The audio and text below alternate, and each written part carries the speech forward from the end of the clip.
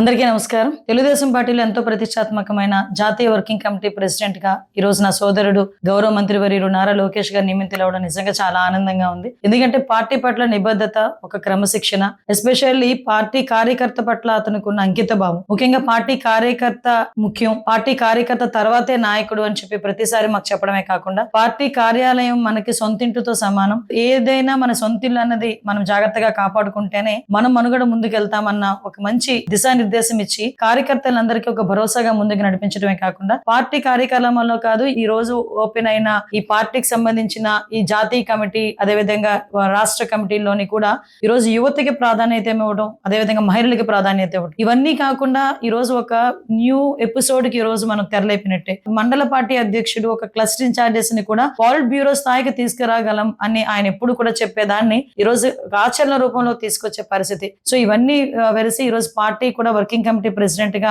నారా లోకేష్ గారు అద్భుతంగా రాణిస్తారని మేమందరం కూడా ఆశిస్తున్నాము. అది కంపల్సరీగా జరుగుతుంది. ఆయనకి భగవంతుడు ఆయురారోగ్యాలు ఇవ్వాలని మనస్ఫూర్తిగా దీవిస్తూ, అట్ ద సేమ్ టైం ఇంత మంచి అవకాశం ఇచ్చిన నారా లోకేష్ గారికి, అవకాశం ఇచ్చిన గౌరవ చంద్రబాబు నాయుడు గారికి కూడా ప్రత్యేకంగా ధన్యవాదాలు తెలియజేసుకుంటున్నా. Thank you.